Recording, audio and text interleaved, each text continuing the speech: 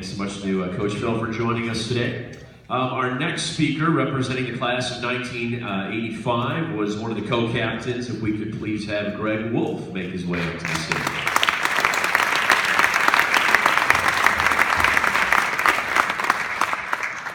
Thank you.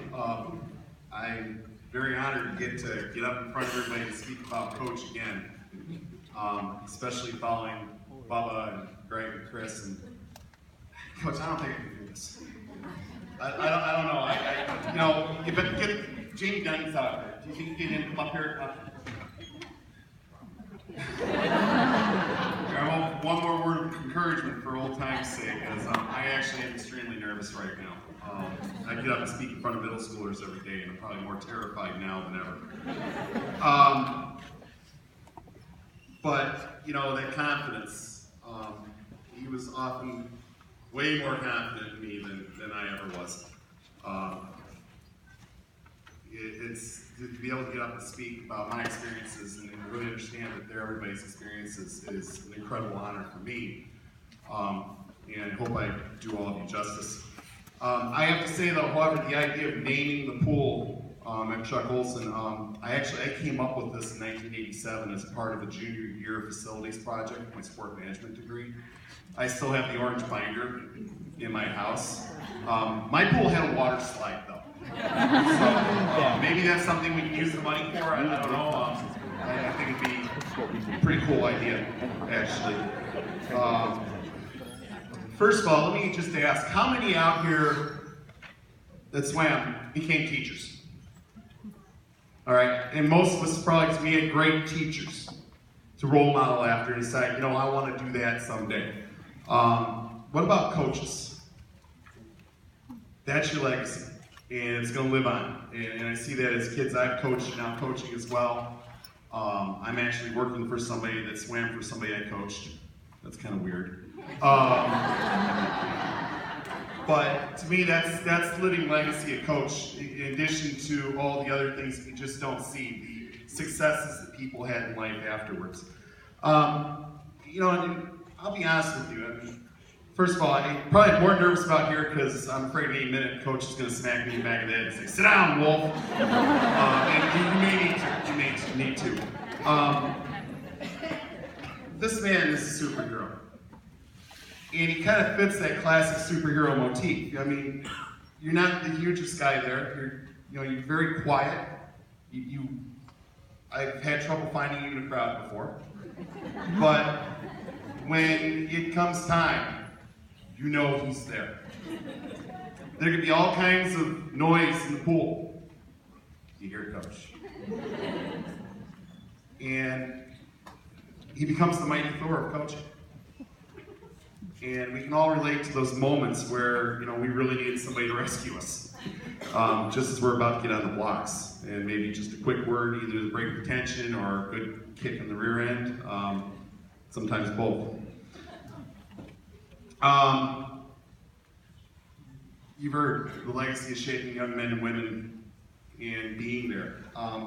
I only swam for 3 years. I was a freshman, because we didn't have freshmen that our freshman year because of wonderful school board decisions. I reflected as I'm looking through the Facebook group in 46 years, and I started doing the math and going, wow, I was only 1/15 of that time. And it made me feel kind of small for a moment, which probably I needed. But like Bubba said, 6 decades worth of swimmers. It's incredible to me. And that's the thing that I've come to with the Facebook group, and from talking to other swimmers, I had issues, he got me through them. And I always thought, well, I'm the only one. And that's not the case. There's so many of us. We've dealt with losses of family members, losses of teammates, families breaking up, all kinds of issues. And there's been one thing that got so many of us through it.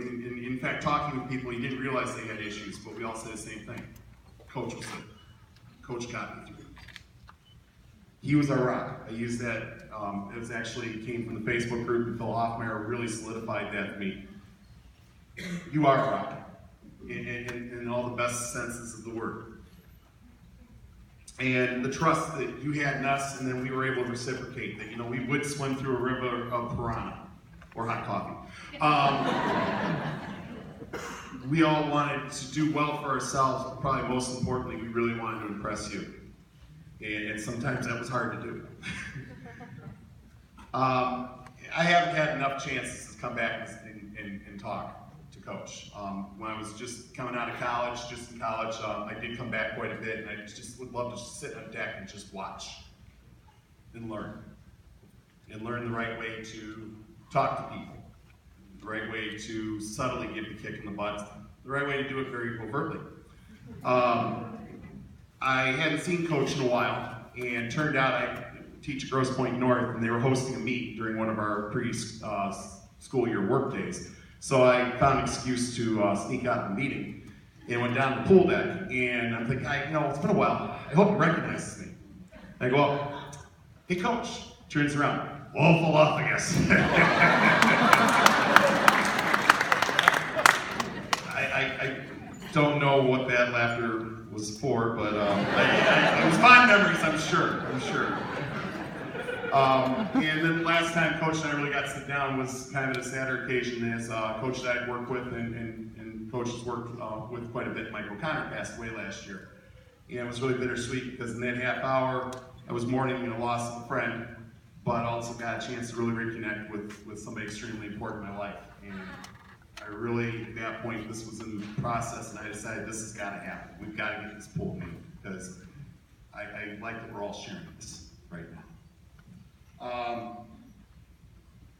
This week, of course, Gordie Howe's passing. We've been talking about naming the new arena after Gordie and all that, and on the radio there's been all kinds of great opinions, and somebody said, well, Gordie never would have played in that arena anyways.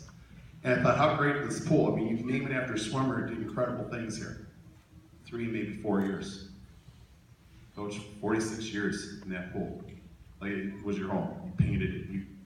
Like what Bubba said earlier, I can't find a better way to put it. You made that pool yours. You made us yours.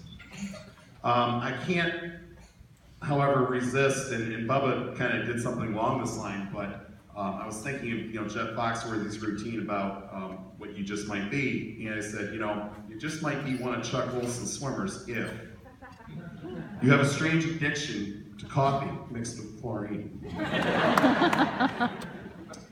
If your nickname was your last name growled at you. If you look forward to something called Hell's End. Now, I ran a lot of these through my wife the other night. She's looking at me like, this really makes no sense. So please, those of you that are swimmers, explain this later. If you consider the words creep, cookie butt, or village idiot to be terms of endearment. That was creep. If you have ever made an early phone call, which was answered with, I'm out the door, probably thought like, he never showed up at morning practice and now he shows up the day I sleep in. If you let someone else tape a kickboard to your head in the hope of fixing your back okay, that's just me. That's just me. I had to black that out until somebody reminded me of that. If you never looked at a chicken dinner the same after Fall Fest. If you've ever had a scholarly discussion about the finer points of kickboard aerodynamics. If you have incredible reaction time and fear stopwatch lanyards or belts. If your swimming stroke could dodge snowballs. If you start each meeting with, all right. If the greatest compliment you ever received was an asterisk next to your name on a split sheet. If the words, on the end, make you move to the nearest wall and pay attention. If sitting on top of a locker still gives you a feeling of great anticipation. If you ever did the insanely impossible, such as 100 fly, 500 free combo. If you've ever had your skin burned off by homemade motion lotion. Used to experiment on me when I go to USA Days. I think that's why it's banned now. If you ever got your butt kicked in water polo by a man at least 3 times your age. If you ever considered the small room in the boys' locker room to be the equivalent of the library at Alexandria. And if you've ever speculated that there was some ancient swimming relics in that room that we're afraid to explore. If you ever considered majoring in marketing or sales of fruit and candy. Probably swam for Chuck Olson. We all know what fruits and nuts are for. It's a butts, I'm sorry. If you feared a quiet talk on the bleachers more than being screamed at many times, and thank you. If you can answer what excuses are like and why they all stink. If you think you were coached by some weird combination of Mr. Miyagi, Yoda, and Rocky's trainer, Mickey.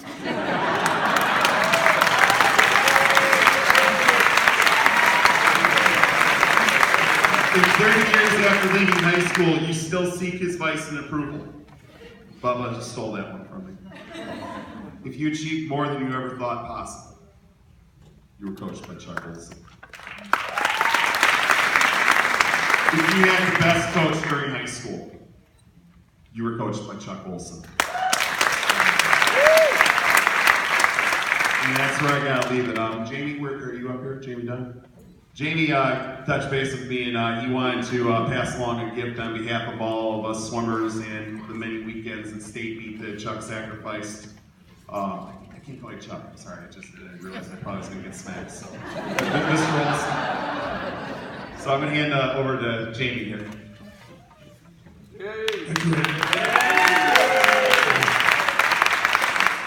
So,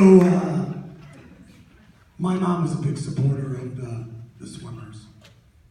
I swam, my sister swam, my brother swam, my son swam. So any of you went to state meet knows that she always went up there, got a room to be there for the meet the next day.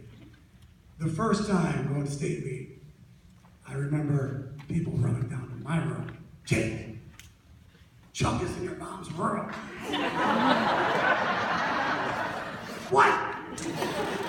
So we all booked down there, and my mother, in her wisdom, had gotten some cold duck and invited the adult chaperones and the coaches into her room so that they could relieve some of the tension from the meet that was going to be taking place the next day. And so really it was no big deal. I know my mom would have loved to have been here today to honor you. And so on behalf of all the swimmers and parents, we got you about a cold duck.